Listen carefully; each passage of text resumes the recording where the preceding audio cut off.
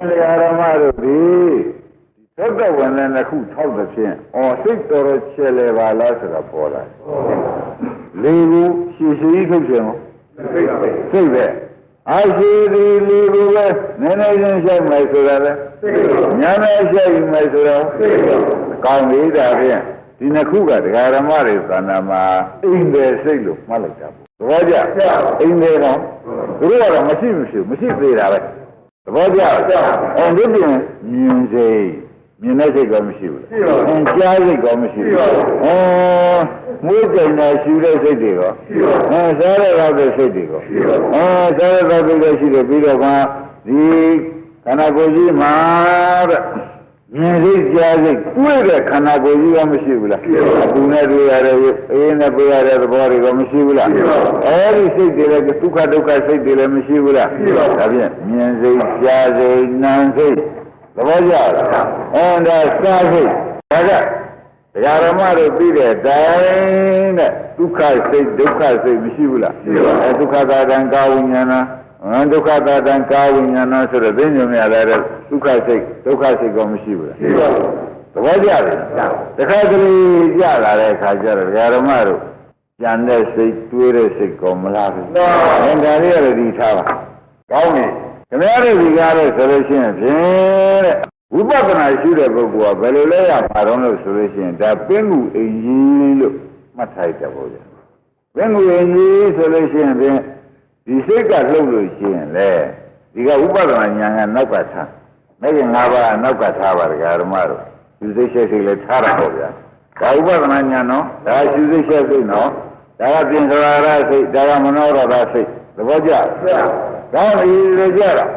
Rurai and Bomero, Uniga Masu. Semiara Silva and Yalomoka music for the Alation, Digan Yanga, music will lay. Vaja, musically, Kaja, me and Beers and will be that Ramola. And I live in Yangani, Bedova, no Jada, or to live in your and Sipi, in your Bedova life. What is Jazzy Bolango? Jazzy of Yanga life. The Vaja, that a Bimu gone to the Bimu a unit to it. The Vaja, surely I like Barret. Oh, Baja, but look at me. Eh, Davian, Melona, Loyan, Melon shoot, Nazi boy, Nakaundi boy, Leazi boy, Puzi boy, and Janzi boy. Oh, I'm a boy who said, easy Bianca. When we did the massage machine, I lay Bianca. Lama down the pen with him, they would have. I love Yamamula. You look at you like start out with a baby and time. I let Runuku and shoot. First they go, Tibet you like, say they go, Tibet you like, 2 days ago. And there you have a Grua, Jen, Roma Samaro. You got Chaso, means the Alega, Mundami and Mia told her, and I said, he like warrior. And this year, every time a groom shoot. But you are my disease, I see a Margot. The boy, that Samiaro, where you are my own Mamini. Boy, who lies. Yamala, where you are my own movie, where you are my own mommy, they came up with a poison of Bonita. Shamala, a poison of Bonita, where you are my look, they are a whole Mushifu. But you are a melting at Tunida. A poor Balua. A poor Nagan in Yana like, where my shoes are machine, for the signal when they say shoes. Roja, when we will land on the bench with the Aramari to Elianic and Jamila. Do you see that I know you? You like me, no baby and China. I love the Antine, winning that. Me and Mary, Yagi Bogumia, Luluama, Belua, Marum, Vina Mania made us. Raji baby will need a neighbor yard. The Vaja, then we let them hang. No, Ben will let it go. I will not let them down the Mula. I live down the Togo and they shoot from the other way. When they say go shoot, no? When they say go shoot, that is a thing you can hold up. Kara, Punyaka Nambora, Mimitan Nambora. Mimitan Nambora, the good view boy, the cool boy. I the good down, Mamma, me, and a cabby, မခဲ့ဘူးလားရှုတတ်ကြဗလားဒါဖြင့်ဓမ္မတို့ဒီစိတ်တွေရှုလိုက်တော့မြင်လေးကိုရှုလိုက်တဲ့အတွက်မြင်လို့ခြင်းသိပါတယ်မြင်မောင်းကိုသိပါတယ်မြင်လေးရှုလိုက်တဲ့အခါကျတော့မက်ကဒီဝင်မသွားဘူးလားဒါမြင်လို့ခြင်းမြင်မောင်းနေလာသေးရဲ့ကြားလို့ရှုလိုက်တဲ့အခါကြားလို့သဘောကျတဲ့နာရောလာသေးရဲ့ကြားတာနားကြလက်ကတည်းဆိုတဲ့ဒေါသကိုမလားပရိစ္ဆေသမုပ္ပါပြတ်တက်သွားတယ်မပြဘူးလားတဏှာလေးကြီးရှုလိုက်တော့အနန္တပုတ်လောင်နဲ့အနန္တလေးနာနဲ့ကသိပြလိုက်တာလို့ဒေါသတွေပါမလာဘူးလားအဲ့ဒါမလားဒီနာသိနောက်ကနေပြီးကြတာနာသိဖြစ်ဖြစ်ကိုဒီကနေလိုက်သဘောကျဒါဒီကခံပြတော့သိပြတယ်ဆိုတော့သူနောက်ကဒေါသလိုက်လို့ဒေါသနောက်ကနေသောကပရိတွေရတယ်ဒါရီသမီးတွေတောင်ခက်ကုန်တော့မှာပဲဒီနာနဲ့ဆိုတာဒီမလာဘူးလားအဲ့ဒါဒီကပြတ်မသွားဘူးလားဒါဖြင့်ဓမ္မတို့ပရိစ္ဆေသမုပ္ပါပြောင်းလုံးနေတာပေါ်လားဘုရုပရိစ္ဆေသမုပ္ပါဘုရုဖြတ်တာပါကိုပရိစ္ဆေသမုပ္ပါဆိုတော့သူများခန္ဓာလားကိုယ်ခန္ဓာအရှင်လားကိုယ်ခန္ဓာအရှင်ကိုဖြတ်နေတယ်ဆိုတဲ့ကဒီခန္ဓာကြီးရှိနေလို့ဒုက္ခရောက်နေတာသိလို့ဒါကကိုယ်ခန္ဓာအရှင်ကိုဖြတ်ခိုင်းတာခန္ဓာဘာဒုက္ခခေါ်ကြအဲ့ဒီဒုက္ခဒုက္ခကြီးကိုနောက်ဒုက္ခတွေကုန်ဖြတ်နေတာသဘောပါအဲ့ဒါဓမ္မတို့ဒီဘက်ကနေပြီးကာရနန္ဒေဟုတ်လားစားတယ်ဆိုလို့ရှိရင်ဖြင့်စားတယ်ရင်ရပြီးဒီကာရစားတာဘောဓဂဓမ္မတွေနော်စားတဲ့စိတ်ကလေးဒီကာရဆိုရင်ဖြစ်ပြီးပြည့်တယ်နောက်ကမြင်လိုက်ပါဘောကြမလိုက်လို့ရှိရင်အကောင်းစိတ်ကြည့်တော့မယ်အကောင်းရင်လည်း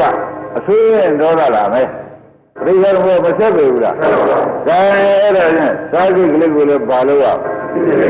ဒီပြရှိအဲ့ဒီစားစိတ်ကလေးဘာမှရှိကြမရှိရင်ဘယ်တိုင်မလို့အလဲတိုင်းကျတော့ဒီနှစ်စိတ်ရှိ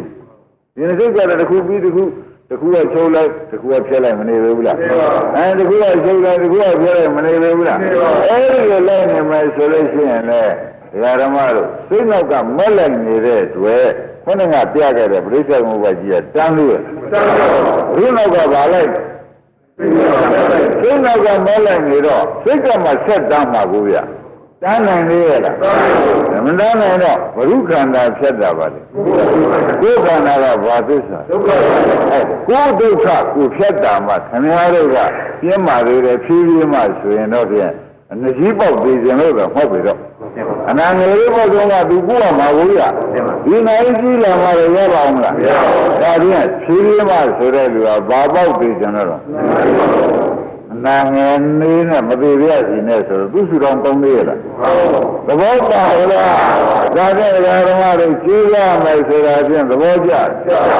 ဘယ်တော့မှရှုရကြပါလား။တကယ်လို့အဲ့ရတယ်မဟာမတူတာနဲ့ကြံသေးစိတ်ကလေးပေါ်နေတဲ့အခါမရှိဘူးလား။ရှိပါဘူး။မရှိတဲ့အခါကျတော့ကြံသေးစိတ်နောက်ကဘာလဲရ။ကြံတဲ့တွေးတဲ့စိတ်ကလေးကဖြစ်ပြီးပြတာပဲ။ငဃာရမက်ကနေရှိသေးပါကြံသေးတဲ့စိတ်မရှိဘူးလို့သိပြီးပြောရမယ်။သိပြီးလို့ရှိရင်ကြံသေးတဲ့နောက်ကနေပြီးဒီကာရဓမ္မတို့မဲ့လာတယ်။မဲ့လာလို့ရှိရင်ကြံသေးတဲ့စိတ်နောက်ကမမလာဘူးဆိုလို့ရှိရင်ဖြင့်အဲ့ဒါမိကြီးရှိပြီးကိုယ်ပစ္စည်းတွေလျှောက်ဆန်းနေတောင်းမှာမဆန်းဘူးလားငါထောင်းမထောင်းမိရလားမထောင်းလည်းနေကြည့်မလားမိလို့ထွန်းကြပါအစရှိသေးတယ်တခါချုပ်လာလိမ့်မယ်တရှုမိရင်ဒီကမရှုမိလို့ရှင်တခါတည်းမောတောင်းတောင်းရှာကျန်းရှာတဲ့မရှာဘူးလားဒါကြောင့်ကြံသေးတဲ့စိတ်ဘာလို့ဒီပြည့်စုမရှုလို့ရှင်တကယ်လို့ရှုလိမ့်မယ်မရှိဘူးလားငါမိတ်တဲ့ပြောတော့နဲ့ငါထားတဲ့နေရာမျိုးကကြည့်သိနေတာမဟုတ်ရှုပ်တာလည်းဒီလုံးကိုဂျိုကြကုန်တာပဲမလားဘူးလားအဲ့ဒါကိုကြံသေးတဲ့စိတ်ကိုပါလို့ဒီပြမရှိရင်ဒီဆူတော့မယ်မရှိဘူးလားတခါလဲဟိုမေ့ဒီရှာတခါတည်းပြောဒေါသဖြစ်ကြမာနဖြစ်ကြလာတဲ့မလားတဲ့သဘောကျအဲ့ဒီလိုရံပြနေတယ်ကဘာမရှိဘူးလို့ဖြစ်ပြမရှိမရင်ဒီလုံးကဆူရတာပဲသဘောပါလားအဲ့ဒါကြံပြတဲ့စိတ်လာလဲပါလို့ညမှာသမန်းစားရတယ်ဆိုရင်ဒါလည်းရှုတာရှုတရားဓမ္မရညမှာဘာသိဝင်လဲဘာဆက်ခြင်းလဲဘာပြည့်ဒီပါရီလုံးနေနဲ့နာမရှိပြည့်မရှိရှင်လို့မရှိရင်ဒီရှင်လို့မရှိဘူးလားဒါပြည့်တရားဓမ္မတွေရှင်းလေးပါပါလေ စိတ်လေလေဒုက္ခကများလေဆိုတာပေါ်ကြဗလားဒါဖြင့်ဒကာရမတို့ပြင့်မှုလိုနေနိုင်ကြပါမလားအလယ်ကနေစောင့်တော့ကိုပြင့်မှုကျွေးရတာဖြင့်ဒကာရမတို့1 2 3 4 5 6 8ကျိုးရှိကျိုးနဲ့ထောင်ထားတာပဲဒီမှာအာယုံလာတက်လို့ရှိရင်ဒီနေရာစိတ်ပေါ်တာပဲပေါ်ဘူးလားဒီနေရာမှာရှင်ကောင်းလေးလာတွေ့လို့ရှိရင်ဒီလောက်တော့ပြင့်မှုကဒီလိုက်စားပြီးဒီထိုင်တယ်ဗျာသဘောကျအဲ့တော့ဘယ်စိတ်ပေါ်ဒကာရမတို့ကိုယ်ကံကနှစ်စိတ်ပေါ်သလားတစ်စိတ်ပေါ်တစ်စိတ်နောက်ကနေမလားဒီစိတ်နောက်ကလည်းပါရရမယ်အနေဒီနောက်ကလည်းမိုက်လိုက်ကြာဒီနောက်ကကြံဒီနောက်ကရာဇိညာဒီနောက်ကကျွတ်စိတ်စိတ်နဲ့ကအကုန်မလိုက်လို့ရှင်းဖြင့်ဒါတွေဒါတွေကစိတ်တွေမဟုတ်တော့ဘူးအနိစ္စသက်သက်တွေပါလားဆိုတာခမည်းတော်သုံးတဲ့ချက်လားသဘောကျအဲ့ဒါအနိစ္စတွေရှိပါများလာတော့စိတ်နိစ္စတွေရှိပေမဲ့စိတ်မသာတွေကြီးမြင်မနေရဘူးစိတ်မသာတွေမြင်ရတော့ယောဂီပုဂ္ဂိုလ်ကရှုတဲ့ပုဂ္ဂိုလ်ကမုန်းတယ်မုန်းတယ်ပြီးရှုပါသဘောကျလားဒါဖြင့်စိတ်ကြောင့်ဒုက္ခဒီဒုက္ခတွေဖြင့်စိတ်ဒုက္ခတွေဖြင့်ဒီကားလို့ဆိုရင်တွေးတော့မတွေးကျင်တော့ပါဘူးစိတ်ကဒုက္ခသစ္စာပဲလို့သုံးမဲ့ချမှာဘူးခဏခဏသိတဲ့ဒုက္ခမြင်ရဘူးလားမြင်ရအဲ့ဒါဒုက္ခလို့သုံးမဲ့တယ်မချဘူး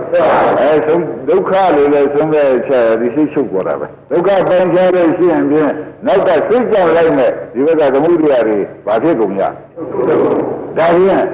စိတ်ဆုံးအောင်ရှိလို့ရှိရင်ဖြင့်ဒကာရမတို့စိတ်ဆုံးတာဒုက္ခဆုံးတဏှာတွေဆုံးတာကသမုဒိယဆုံးတာသဘောကျစိတ်ဆုံးတာက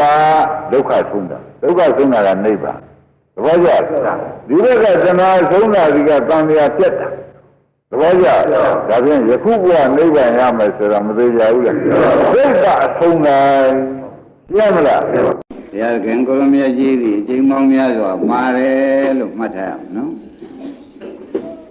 သတောဘိက္ခွေဘိက္ခုဝေရေယသမ္ပဇာနာကရောအယံဟောအမှာကာနုသာသနီဆိုတာအချိန်မုံများစွာသွားတယ်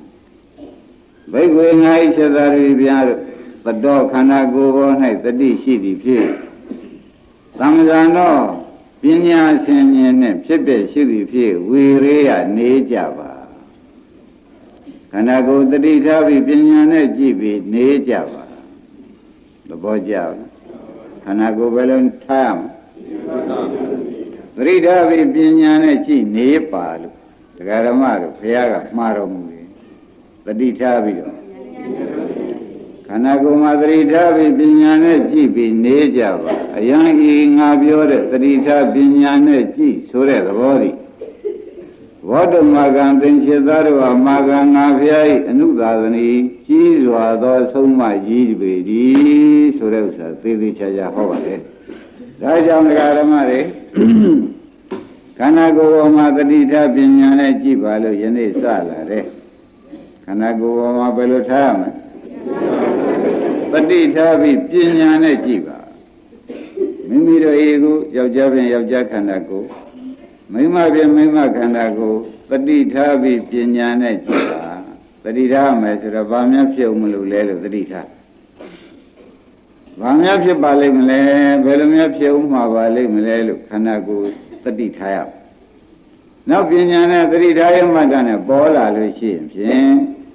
ဘုနေရာရဒီနေရာကနာဒီစိတ်ကလေးကပေါ်ဟိုစိတ်ကလေးကပေါ်ဆိုလို့ရှိရင်အဲ့ဒါပညာနဲ့ကြည့်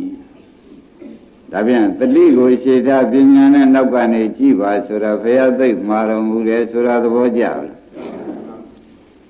ကာရမတို့ခန္ဓာကိုယ်ပေါ်မှာဘယ်လိုလုပ်ရမှာလဲတော့တတိထားပြီးပညာနဲ့ကြည့်ပါရှင်းကြပါတတိထားပြီးတော့တတိထားပြီးတော့ပညာနဲ့ကြည့်ကြလို့ရှိရင်ဖြင့်တဲ့ဘုန်းကြီးတို့ဒကာရမတွေမှာခန္ဓာကပြောပါလိမ့်မယ်ဆိုတော့ဘုန်းကြီးကတာဝန်ယူပါတယ်ခန္ဓာကဘာလို့မယ်ထင်ကြမပြောဘဲနေပါမလားမပြောဘဲဘယ်နည်းနဲ့မှမနေဘူးခန္ဓာကိုတတိသာထားပညာနဲ့သာကြည့်လို့ရှိရင်ပြင်ခန္ဓာကကျုပ်အိဋ္ဌပါပဲလို့ပြောပါလိမ့်မယ်ခန္ဓာကကျုပ်အိဋ္ဌပါပဲလို့ပြောပါလိမ့်မယ်ဒကာဓမ္မတို့ရှင်းကြ တတိယပညာနဲ့ကြည့်ရင်ခန္ဓာကဘာပြောလိမ့်မယ်ထင်ကျုပ်ဟာအိဋ္ဌခန္ဓာကိုယ်ပါပဲလို့သူကမပြောမရှိပါဘူးပြောပါလိမ့်မယ်လို့တစ်ထစ်ချမှတ်ပါရှင်းကြအဲ့တော့ဒီရှိကဒကာဓမ္မတွေပြလိုက်ဩဒါယခုရထားတဲ့ခန္ဓာ၅ပါးလို့မှတ်ပါနော်ယခုရထားတဲ့ခန္ဓာ၅ပါးလို့မှတ်လိုက်စမ်းပါအခုဒီပြထားတာဘာပါလိမ့်ခန္ဓာ၅ပါးဆိုတာအခုတရားနာနေတဲ့ခန္ဓာ၅ပါးကိုဆိုပါတယ်တခြားခန္ဓာ၅ပါးကိုဘာမှညာမရောက်ပါနဲ့ဒီခန္ဓာ၅ပါးကိုသာညာရောက်ပါဒီခန္ဓာ၅ပါးကိုဒကာဓမ္မတွေမနေ့ကပြောလိုက်ကြည့်တတ်အောင်လို့ဘုန်းကြီးကပြောလိုက်ဘယ်လိုပြောလိုက်တယ်ခန္ဓာ၅ပါးကိုရှင်းလိုက်ကြအောင်ဆိုဟေးဆိုတော့ယုံနဲ့နာမဲရှိတယ်လို့ပြောဘူးလားခန္ဓာ၅ပါးရှင်းလိုက်တော့ဘာရှိတယ်ယုံနဲ့နာမဲရှိတယ်လို့တစ်ခါပြောလိုက်ယုံနဲ့နာပြင်မဲ့လေဒကာဓမ္မတို့ပြန်ရှင်းလိုက်ပါဦးလို့ဆိုတော့ဒကာဓမ္မတွေမနေ့ကသင်ထားတဲ့အတိုင်းဩရုပ်ကလည်းအိဋ္ဌနာလည်းအိဋ္ဌဆိုတော့အိဋ္ဌသာရှိတယ်ဆိုတာပေါ်လာပြီသတိတပညာနဲ့ကြည့်ပြီဆိုမှဖြင့်ခန္ဓာကဘာမှမပြောဘူးမုံထွန်းလိုက်အိဋ္ဌပဲပြောမယ်ဥက္ကမောင်ဘာပြောမယ်ထင်ခန္ဓာကအနိစ္စပဲပြောလို့ရှိရင်ကျွတ်တို့ကဟုတ်ပါပေတယ်လို့ပညာနဲ့လိုက်ပေးရမယ်သတိထားလို့ရှိရင်ဖြင့်ခန္ဓာကသတိထားပညာနဲ့ကြည့်လို့ရှိရင်ဖြင့်အနိစ္စပဲလို့ခန္ဓာကပြောပါလိမ့်မယ်နော်အဲ့ဒီခန္ဓာကပြောတာကိုခန္ဓာ၅ပါးကယုံနဲ့နာမထားပါတော့ယုံနဲ့နာနေကားလို့ရှင်ချုံလိုက်တဲ့အခါကျတော့ဖြစ်ပြပဲရှိတယ်နော်ယုံမှလည်းဖြစ်ပြီးပြတ်တာပဲနာမရောဒါပဲရှိတယ်ဆိုတာသဘောကျအဲ့တော့ဒီခန္ဓာကြီးကိုဒကာဓမ္မတွေစောင့်ပြီးကြည့်နေတဲ့အခါကျလို့ရှင်သတိလေးနဲ့စောင့်ထားသတိလေးနဲ့စောင့်ထားတဲ့အခါကျတော့ပညာနဲ့ကြည့်လိုက်သတိနဲ့စောင့်တဲ့အချိန်ကျတော့ခန္ဓာကိုယ်ကရသလိုလိုရံသလိုလိုရွှေ့ရံသလိုလိုပြောင်းကျင်သလိုလိုစိတ်ကလေးတွေကပေါ်ပြီးတော့ဒါလေးတွေကတော့အမြဲခိုင်ကတည်တတ်မှာလားအမြဲခိုင်ကမတည်တတ်တော့ဥက္ကမောင်တို့ပြည့်စည်မသွားဘူး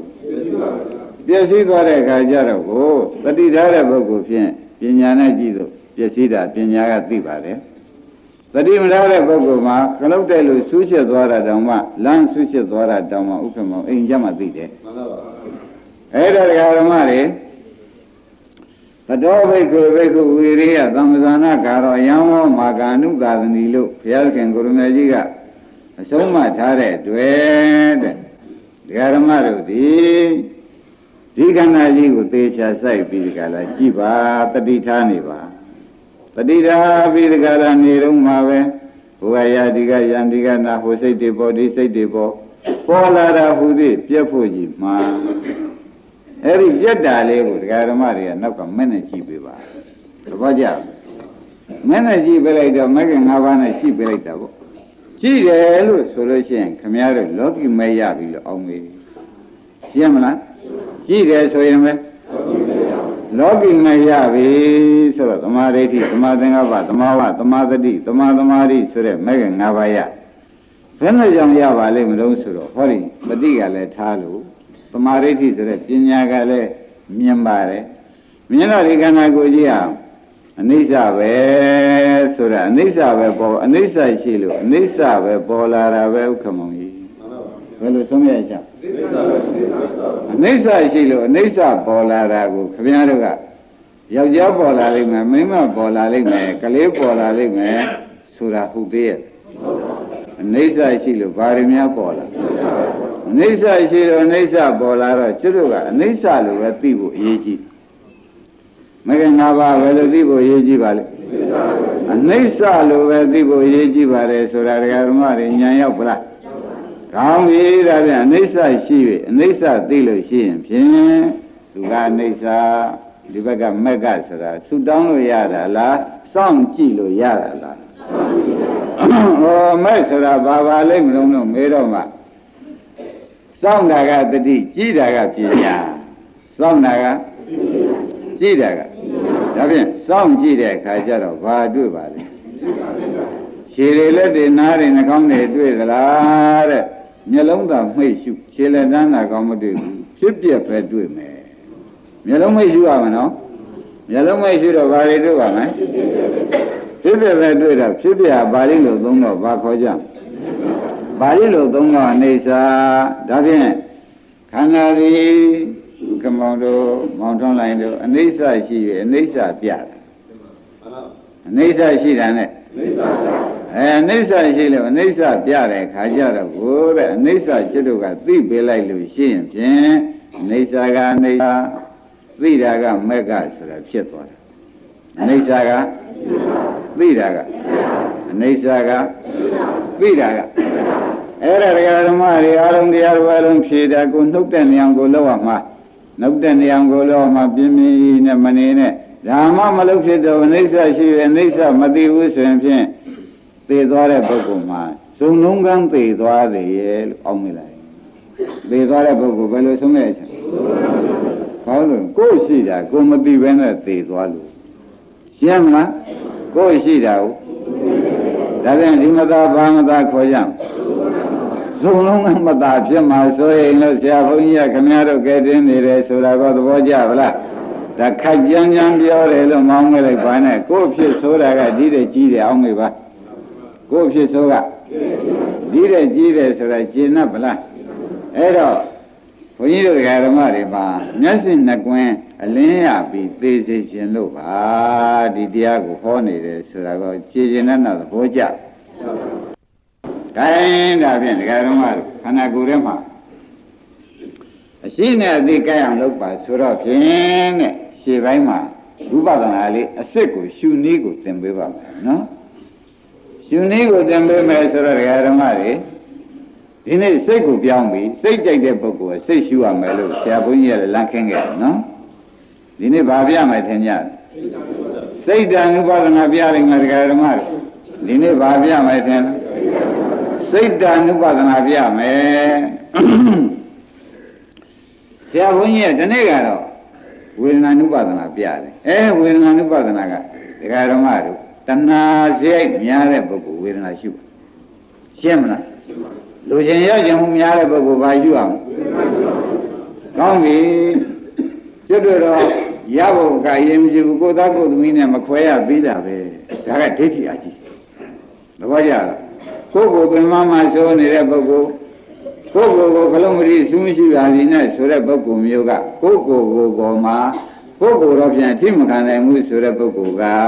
ကဓမ္မတို့မှတ်ထားပါကိုယ်စိတ်ကိုယ်ကိုတော့အထိမခံနိုင်မှုဆိုတာကဒိဋ္ဌိများသဘောကျ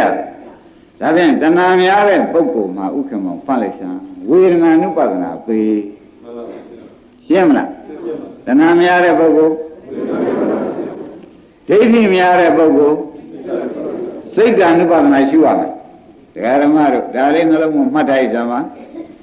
လောဘအမှန်အားကြီးတဲ့ပုဂ္ဂိုလ်များဘာရှုရဝေဒနာ ानु ပါဒနာရှုရမယ်နော်ဒိဋ္ဌိအမှန်များတဲ့ပုဂ္ဂိုလ်များစိတ်တ ानु ပါဒနာရှုရမယ်ဆိုတော့ဒါဖြင့်ဓမ္မတို့ယနေ့စိတ်တ ानु ပါဒနာရှုဖို့နီးပေးမယ်ဆိုတော့မှတ်ရတယ်နော်ကဲစိတ်တ ानु ပါဒနာရှုရတော့မယ်ဆိုလို့ရှိရင်ဖြင့်ဓမ္မတို့လွယ်ပါတယ်မျက်လုံးနဲ့မြင်တဲ့အခါမြင်စိတ်ပဲဘာမြင်စိတ်ပေါ်တယ်လားမှတ်ပြီနော်နားနဲ့ကြားတိုင်းဘာစိတ်ပေါ်နှာခေါင်းနဲ့နားတိုင်းလျှာနဲ့စားတိုင်းစားစိတ်ပေါ်တယ်ဆိုတော့ဒါသူနေရာနဲ့သူပဲဒီနေရာပေါ်ဒီနေရာချုပ်လိမ့်မယ်လို့မှတ်ထားတာပေါ့ဒီနေရာပေါ်ဒီနေရာပြလိမ့်မယ်လို့မှတ်ထားကြတယ်ကိုယ်ပေါ်ကြတာဓမ္မတွေတခါတည်းခံတော်တဲ့စိတ်ကလေးပေါ်လာအကြိုက်စိတ်ကလေးကမပေါ်ဘူးလားတခါတည်းကျတော့ကိုယ်ပေါ်မခံနိုင်တဲ့စိတ်ကလေးကိုမခံတော်တဲ့စိတ်ကလေးဒုက္ခတာတံကာဝိညာဏဒုက္ခတာတံကာဝိညာဏဆိုတော့ကိုယ်ပေါ်မှာဧည့်သည်စိတ်6စိတ်လို့မှတ်လိုက်ကြတယ်ကိုယ်ပေါ်မှာဧည့်သည်ဆိုတာစောစီမှတ်ထားပါဓမ္မတခါတလေမှပေါ်ဒီ6ခုကပဲနဲ့တခါတလေမှပေါ်တော့ကြောင့်သူ့ပဲနဲ့ဆိုမယ်ဧည့်သည်စိတ်ဆိုတာသိကြကြပါလားကောင်းပြီဧည့်သည်ပဲညောက်ပါလိမ့်အဲ့ဒါပြင်ဘက်မှာပေါ်တဲ့ပြင်ဧည့်သည်6ယောက်လို့ဓမ္မတွေမှတ်ထားကြအောင်ပြင်ဧည့်သည်ဒါလုံးသင်ပြီနော်ဓမ္မတွေဘာဟောနေတာပါလဲအလုံးသင်နေတာတဲ့အလုံးမပိုင်နိဗ္ဗာန်မရောက်ဘူးဆိုတော့သိနေလို့ခင်ဗျားတို့အလုံးမပါလို့ရှိရင်ခန္ဓာအစဉ်ကပြတ်ပါ ခန္ဓာစဉ်ပြရင်နိဗ္ဗာန်ရပါအဲ့ဒါကြောင့်ဒကာဓမ္မတွေဒီနေ့စိတ်တ ानु ပါဒနာစတင်တယ်ပြီးတော့မှဝိသကိုပြောပါမယ်ခိုင်ပြင်းရတယ်ပဲညောက်ပါလေမြင်စိတ်ကြားစိတ်နာစိတ်စားစိတ်ရစိတ်ရံစိတ်ကောင်းစိတ်ဒါပြင်းရတယ်ပဲညောက်ရှင်းပြီပြင်းရတယ်ကအဲ့တယ်လို့ဆိုသဖြင့်ဘုန်းကြီးတို့ဓမ္မတွေကဩဒါတွေတစ်ခါကလေးမှပေါ်တဲ့တရားတွေပါလားလို့မှတ်ပါနော်ပြင်းရတယ်6ယောက်မှလည်းဟောဒီတစ်ခုပေါ်နေကျန်တဲ့5ခုမပေါ်ပါဘူးရှင်းမလားတစ်ခုပဲရှိရမှာပဲနော်သူကမောင်ဘယ်နှခုရှိရမှာကဲဒါပြန်အတွဲတယ်လေဓမ္မတွေပြောပါဦးမှာအတွဲတယ်ကလောဘဒေါသမောဟဒါကအမှမပေါ်ဟောဒီအောက်ဒီပေါ်မှာပေါ်သောကြောင့်အတွဲတယ်လို့မှတ်တယ်နော်အလောဘဆိုတာခင်ဗျားတို့ကုသိုလ်ပြုကျင်တာအရောဂါဆိုတာမေတ္တာထားတဲ့စိတ်တပည့်ကြအဲ့တော့ဓမ္မတွေပြင်းရတယ်6ယောက်အတွင်းရတယ်ကပဲ2ယောက်ပဲအတွင်းရတယ်က9ယောက်လို့မှတ်တိုင်းတော့လောဘဒေါသမောဟအလောဘအဒေါသရှင်းမလားအမောဟမထည့်ဘူးဘာဖြစ်လို့အမောဟမထည့်သူကရှုရမယ်တရားဖြစ်နေလို့မထည့်ရှင်းမလားအမောဟမထည့်တာကရှုရမယ်တရားဖြစ်နေတော့သူ့ကိုမထည့်သေးဘူးတဲ့ဒါဖြင့်တရားဓမ္မတွေပြင်းရတယ်ကဘယ်နှယောက်အတွင်းရတယ်ကခိုင်းဒါဖြင့်အားလုံးနဲ့မှတ်မရအောင်ဒီဥစ္စာဒါပါစိတ်ပါလေမြင်စိတ်အားလုံးဖြေကြပါဒါပါလားဒီဘက်ကစားစိတ်သဘောကျလားဒါကရားစိတ်ရံစိတ်ဒါကကောင်းစိတ်ဘယ်နှမျိုးရှိပါလဲအဲ့ဒီ6ခုကိုဘယ်နဲ့ခေါ်ကြမလဲပြင်းရတယ်6ခုရှင်းကြလားဓမ္မတွေဒီ6ခုဘာခေါ်ကြမလဲပြင်းရတယ်6ယောက်ပြင်မဲ့မှာပေါ်လို့စာနဲ့မသုံးပါနဲ့တဲ့ခမည်းတော်အမြင်နဲ့သုံးပါစာကတော့ဒါအစ္ဆရိကယရဏလို့သုံးကြလိုက်ပြီနော်စာနဲ့မသုံးနဲ့စာနဲ့မသုံးပါနဲ့ခမည်းတော်နီးနဲ့ခမည်းတော်ပညာနဲ့ခမည်းတော်ရှုရမှာခမည်းတော်ပညာနဲ့ခမည်းတော်ရှုရမှာဒါပြင်မဲ့မှာပေါ်တယ်ဒါကဝန်နဲ့ဟာရိယထုကောင်ပေါ်တာကဒီဟာလေးကဘာပါလဲလောဘဒီဟာလေးကဘာပါလဲဒီဟာပါပါလဲဒီဘက်ကအာရောဂအလောဘဆိုတာခမည်းတော်ပြုတဲ့ကုသိုလ်စိတ်အာရောဂဆိုတာခမည်းတော်နေတိုင်းပို့နေတဲ့မေတ္တာဒါတွေပေါ်လာလဲအတွင်းဧည့်တယ်ဘယ်နှယောက်ပါလဲအတွင်းဧည့်တယ်9ယောက်ဆိုတော့သိကြပါလားကောင်းပြီအိမ်တယ်2ယောက်လို့မှတ်လိုက်ပါနော်အိမ်တယ်ကဘယ်နှယောက်အိမ်တယ်2ယောက်ဆိုတာဒကာဓမ္မတွေရှင်းပြီးပြောပါတယ်လေကိုထွက်အောင်အထုတဲ့စိတ်ဟာအမြဲတမ်းရှိသူများမရှိရင်သူအမြဲရှိရလေကိုဝင်အောင်ရှက်ယူတဲ့စိတ်ဟာအမြဲတမ်းရှိသောကြောင့်သူတို့2ယောက်ကတဲ့အိမ်တယ်စိတ်2ခုရှင်းမလားဒီ2ခုကဘာပါလဲဒါဖြင့်ပြင်းရတယ်အတွင်းရတယ်အိမ်တယ်ဒါသိချမှတ်တာဒကာဓမ္မတို့ဒီနေ့သတင်းလေးလည်းဖြစ်တယ်ခမည်းတော်အဲ့ဒီတော့အခုပြထားတော့ဒကာဓမ္မတွေ6က9ရဲ့ပေါင်းတော့ဘယ်လောက်တော့17က2ကပေါင်း73ပဲခမည်းတော်ရှုရ73ကိုခေါင်းကပြောခဲ့တယ်အမောဟဆိုတာနဲ့ခမည်းတော်ကဒီကနေပြီးဒီကလာရှုပေးရမယ်မဂ္ဂင်5ပါးနဲ့ရှုပေးရမယ်မဂ္ဂင်5ပါးဆိုတာအမောဟပြဋ္ဌာန်းတယ်နော်သဘောပါကြဒါဖြင့်73ကို9နဲ့လိုက်ရမယ်ရှင်းမလား73ကိုအဲ့တော့ဓမ္မတွေအိုးများလိုက်တာဗျာ73ပေါ်တဲ့ဥစ္စာတပည့်တို့က9နဲ့လိုက်ရမယ်ဆိုတဲ့ဥစ္စာကတော့9ကလည်းခင်ဗျားတို့ကအားထုတ်လိုက်ရတာမဟုတ်ပါဘူးတဲ့ဓမ္မတို့ဘုရားပြက်တာမြင်လိုက်လို့ရှင်ဒီက9အလိုလိုဖြစ်နေတာလို့မှတ်ဆောင်ပါနော်ခင်ဗျားတို့က9ခုနဲ့လိုက်ရမယ်လို့ဆိုတဲ့ဥစ္စာသဘောကျပါလားဒါဖြင့်73ရှိတယ်ဓမ္မတွေဟောဒီကတင်းနံပါတ်စပေါ်တယ်ဆိုကြပါစို့မြင်စိတ်ကလေးစပေါ်တယ်နော်မြင်စိတ်ကလေးစပေါ်ရင်မြင်စိတ်ကလေးဘာလို့အောင်ဖြစ်ပြရှုအာမောဟနဲ့ရှုပြီမြင်စိတ်ကလေးဘာလို့အောင်ဖြစ်ပြရှုဆိုတော့ဒါမြင်စိတ်ကလေးကဖြစ်ပြရှုပြီးဒီကလာဖြစ်ပြမဲ့ဆိုတာတော့တစ်ချိန်ကြိုက်မသွားဘူးလားအဲ့တော့ကြိုက်သွားတဲ့အခါကျလို့ရှိရင်နောက်ဘယ်စိတ်မှမပေါ်ဘူးဆိုရင်အတွင်းပြန်လှည့်ပါရှုစိတ်ကြိုက်စိတ်သဘောကျသူတို့ကပြန်လှည့်ရှုတခါဒီကြားထဲမှာဖောက်ပြီးဒီကလာဒကာဓမ္မတွေက ဥမာရစိတ်ရံစိတ်ကလေးပေါ်တယ်ဆိုတော့ကိုယ်ပေါ်လှည့်ရှုလိုက်တာဒီရတဲ့နေရာရှုလိုက်ဘောကြပါရတဲ့နေရာမှာရတဲ့စိတ်ကလေးဟာကိုယ်စိတ်ကလေးကဖြစ်ပြီးပြတ်တာပဲလို့ရှုလိုက်ရတယ်လေမရှိတော့ဘူးဗျာဘယ်ဟာရှုအောင်မသိဘူးဆိုဒီပြန်ကောက်ရှုစိတ်ရှိပြန်ကောက်အဲ့တော့အားရှိသေးရဲ့ဒါကြောင့်ဘုန်းကြီးရဲ့စာအုပ်ထဲမှာတရားဓမ္မတွေပေါ်တယ်တဲ့ပင်ကူအင်းကြီးကတရားဓမ္မတို့လမ်းမှာခင်ဗျားတို့လူတို့အဝိုင်းကြီးဆိုတာမသေးကြဘူးလားပင်ကူကအလဲကနေမဆောင်ဘူးလား